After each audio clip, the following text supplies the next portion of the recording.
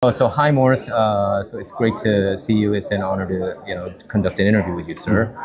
So you were the first Asian and also first Korean American ambassador at large for global criminal justice under Trump administration. Well, first term? any ambassador at large any ambassador position. at large. So there's three different types of ambassadorships. There's country ones. That's the ones that people know the most, like the U.S. ambassador to Great Britain or something like that. There are ones for international organizations, like the U.S. ambassador to the United Nations. That's also well known. The least common type of ambassadorship are these ambassadors at large. There's just like a handful of them where you apply a certain subject matter across the entire world. And so it was an honor to serve as the first Asian American ambassador at large in U.S. history. Yeah, and because of your name, Morris Tan, when I first heard that, I knew that you were Korean American because I attend Cpac events way back, and you were there, as one of the panel. Right.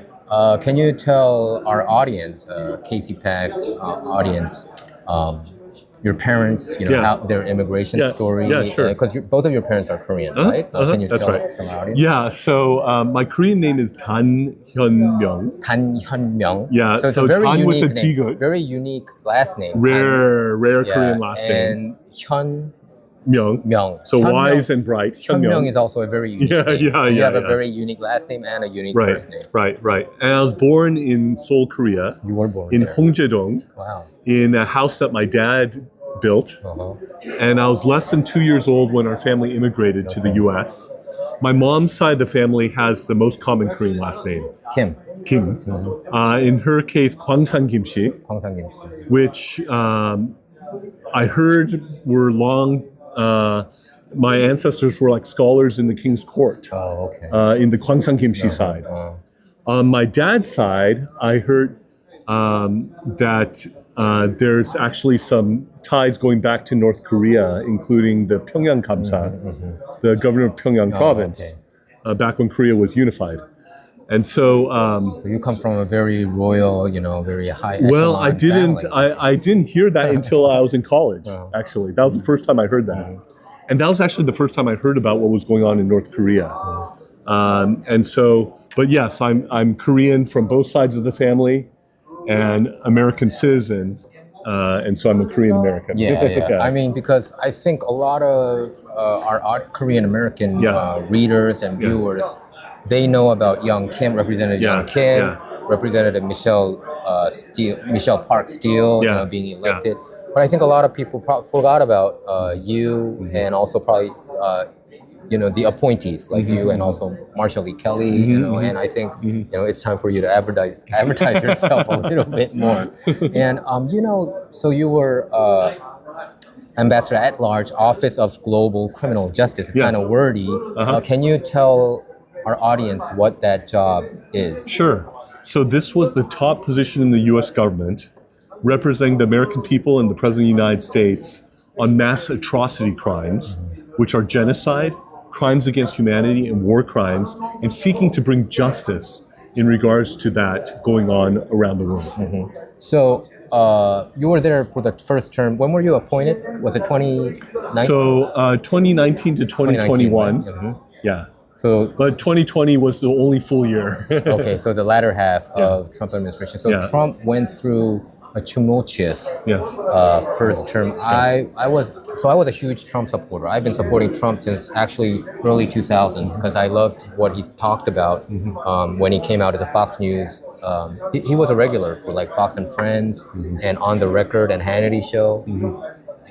But when he went into office, I felt personally depressed because of all the weaponization of the Justice Department, even back then. And even when Trump got elected, President Obama said somehow Russia is involved. Russia got him elected. They went into that narrative, and you had Special Counsel Robert Mueller going in, and Trump having a lot of his cabinet members being betrayed.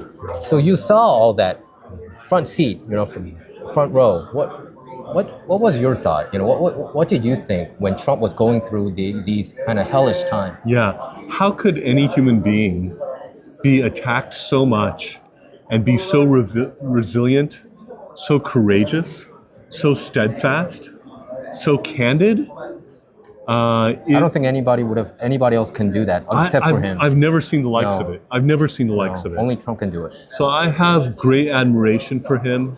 I had an opportunity to handwrite a letter to him when I was in office still. I was just trying to encourage him. I was just trying to affirm him and express my genuine respect for him, which I've had throughout, before I served, while I served, and after I served. That's never changed. Mm-hmm. Can you reveal the content of the letter that you wrote to Trump? Was it on an A4 letter that you wrote all the?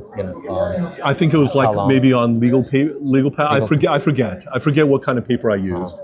But I just wanted to communicate to him and encourage him in the difficult things he was going through, and that amazing fortitude that he has.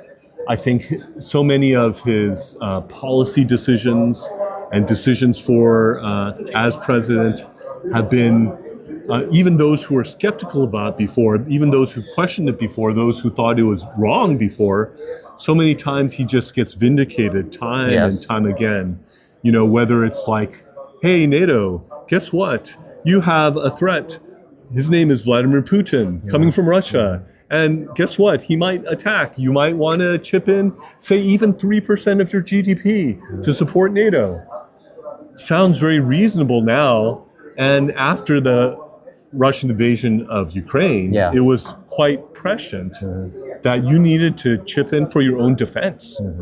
Exactly. And yet he was criticized so much. We didn't even know that they were not paying their share until European Trump talked about it. European partners were attacking him for that. Many things. So I've been a political journalist for like a couple of decades, and many of the things that Trump talked about, we didn't even know about. You know, even the Nord Stream pipeline, we didn't know about that. The Nord Stream pipeline, we didn't know about all those kind of stuff. You know, and Trump was the one who put it on the forefront. That's and right.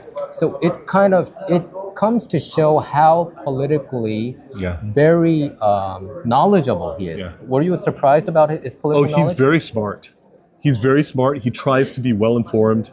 Another thing I really admired, even when he was running in 2016, he talked more about North Korea than all the Republican Democrat candidates combined.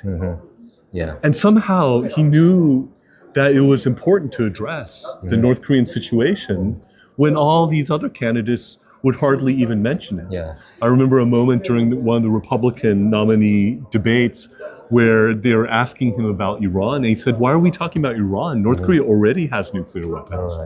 And he's been on situations like that in a really impressive way, so much earlier than other people who some of whom still don't get it in regards to things along those lines. And exiting the JCPOA in regards to Iran, I think that was a good idea. Depriving Iran of the funds that they needed when those funds were being sent back. It's ridiculous. Actually, South Korea, some of the, like, was it $6 billion came from South Korea? Actually, and the Hamas attack happened. Right, when this happened in the last administration, basically they would be giving them a war chest to be able to attack Israel. And if Hamas and Hezbollah are wholly owned subsidiaries of the Iranian government, then this is basically rooted in giving all these resources, a war chest in essence, to Iran. So that didn't happen during the first Trump administration. And so he sees things like this, I think, clearly and sensibly, and he's so much smarter. I've heard so many people say, "Oh, he's dumb. He's just a reality show host. He's just an entertainer." No, he's not. He's actually really smart. I think so too. I think he's one of the smartest. And I think he's one of the best communicators that I've seen. You know, he, in my view, I think he even surpasses Ronald Reagan in a different kind of way. You know, the way he talks. You know, it's like you're in a bar with him. The way he, talks in his rally. He connects with mainstream. That's just he connects with mainstream America. He passed through the mainstream media and touches the mainstream Americans, like you just said. So when you were his cabinet member, did you? I was not a cabinet member. But when you were ambassador, did you join into his summits with Kim Jong-un? Were you there or were you not there? I was not. Oh, that's a pity. You should. Because you're Korean American. I thought, I would have been honored to do so. but I was not. There was a small number of people who were. I think it was intentionally limited. Okay. And You if should have been there instead of John Bolton. if there's an opportunity in this current administration to be able to contribute along those lines, I would be honored to do so. So I'm rereading what John. So I never liked John Bolton, Yeah. but I thought that he could be useful, like a good cop, bad cop. I think Yeah. he could. I thought he could play the bad cop. Yeah. So John Bolton's book, the White House Memoir, I'm reading that book again, and it comes to show how he saw Trump so negatively, and how he could belittle Trump when he's the elected one. He didn't get 60 million votes, No. 60 something million No, votes in that's the 2016. president of the But I United just States, couldn't yes, believe yes. that these unelected bureaucrats Appointees in have this the case, nerve yeah. to Yeah. say, "Oh, Trump shouldn't do this. He should have done this." Yeah. Then why didn't he run for office? Yeah, yeah. I Yeah, just right. was that the mentality of the many members there under the Trump first administration? There were those. Because you were there, so you could Yeah, you heard a lot of things. Yeah, there were those who were trying to, in their minds, rein Trump in, keep us out of wars, things along those lines. But I think generally they misread Trump. Yeah, because he was on top of things. Yeah, But I think yeah. Trump, what I thought was Trump, even though as confident as he was Yeah. and is, and as smart as he was and is, Yeah, still is, I think he was a little bit nervous when he went into the White House because Yeah. he didn't know a lot of people. Yeah, So he yeah. decided to appoint a lot of so-called, establishment members. Yeah, yeah. Surprisingly, there weren't, and even the outsider members, for instance, like Rex Tillerson, Yeah. he also kind of sounded like an establishment almost. Yeah. Do you think my assessment is correct, or do you disagree? He knows much better who the players are Now, this time yeah, around okay. than he did going in the first time. He was not a swamp creature, He was there to drain the swamp, You're not right. to become a swamp creature or to put swamp creatures in his administration. So, He didn't seem to know how powerful presidency is the first time. First term. That's just how I thought. But and yet he did more in that one yes, term yes, he did. than, it was stunning how much the man did. His energy level is off the charts. And it's like, his approach is like, charge on all fronts at the same time. Does he sleep? Does he even sleep? I'm wondering. Little. You must like know. He's like a 3-4 hour a night sleeper, and he's fine.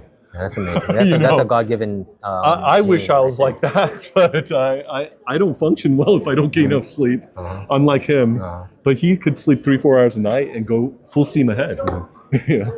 When he dealt with Kim Jong-un, were there some there was no deal made between them, Trump and Kim Jong-un? There right? was, but it was a limited deal out of the Singapore summit in terms of returning the remains of U.S. veterans. Okay, those things. You're right. In terms of, Yep. yeah. You're right. So I think Almost I know what you're forgot. talking about. But and then also stopping the missile tests, which happened. Stopping the anti-American propaganda, which happened. Returning our citizens, which happened. So there were actually a number of accomplishments that happened, but there wasn't the grand nuclear deal, the weapons of mass destruction. In the Hanoi portion, when Kim Jong-un said, "I will shut down the Yongbyon reactor," well, that's not offering anything. Yeah. Because they're already shutting it down. Right. And on top of that, the U.S. knows all the other things that they have. And they were like going, what about this? What about that? What about this? What about? And then Kim Jong-un was like overwhelmed. Like, how do you know all this? I remember after the deal was broken, Trump gave a press conference, and that's what he said. I think Trump said he knows every inch of what's going on in North Korea, he can't play with him.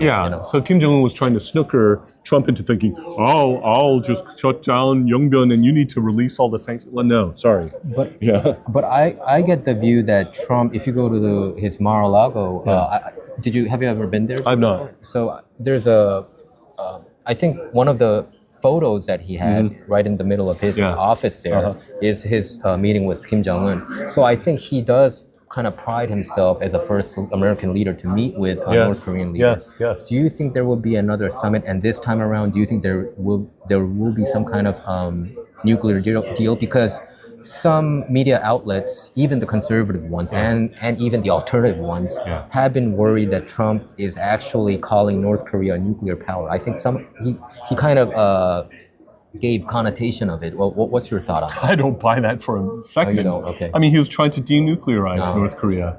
So all of a sudden, he's going to accept that North Korea is a nuclear power? No. Like in his speech, I think he said North Korea is a nuclear power. He kind of said it candidly. It's a statement of fact. Yeah, it is. It's a statement of fact, but it's not accepting that fact. Yeah. And you think he will not? I highly doubt it, unless he had a about face, which I doubt he did.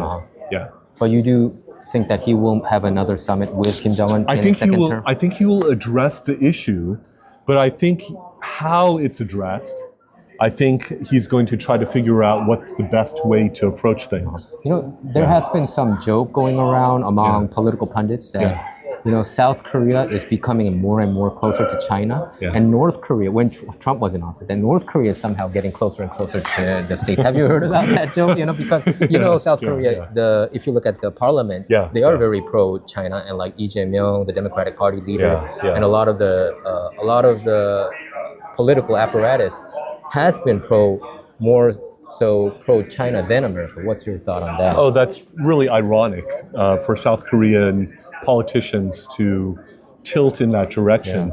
And it is not in the best interests of South Korea. And I think the U.S.-South Korean alliance is central for the good of South Korea. For the U.S., it's an important ally. Also for that region. And actually broader for the world too, because different things that happen in this regard can have broader implications around the world too. So I think it would be really foolish for South Korean politicians to steer things away from the U.S. And South Korean alliance, to oppose and cut out Japan, and to go in the direction of communist North Korea and the Chinese Communist Party. Since when has that been a good idea? And so that it's I think potentially very dangerous for South Korea to go in that direction, just thinking about even what's best for South Korea, but also for the alliance, also for the region, and also for the world. And if you look at Trump, even I think way back, like in the 80s, he talked about Japan taking advantage of America and Japan becoming an economic superpower in a way. And China, he's been sounding the alarm about China's economic growth, while America has been diminishing their power. And he has been announcing a lot of tariffs to Canada, Mexico, and even China. Do you think, and even to South Korea too, but do you think if you look at the cabinet members of Trump administration term 2, it seems like he will do something about China economically. Oh, for sure. And I think he will fulfill his promise like he already did with a lot of his election pledges. Do you think South Korea might reap the benefit out of all this? If South Korea is wise, then yes. But if South Korea is trying to harm the relationship with the U.S., that would not be smart or wise at all. We talked about the media. So the Korean legacy media have been very anti-Trump. So if you look at Trump's approval rating, I think prior to the election, his approval rating was the lowest among all the surveyed nations. It was 8%. And if you look at the media has been more anti-Trump than the mainstream media here. That's my assessment, because I read both. So a lot of Korean big corporations like Samsung, LG, Hyundai, Kia, all these big-time corporations, they have donated tons of money to Kamala Harris, not to Trump. It's like the ratio is like 95% to 99%.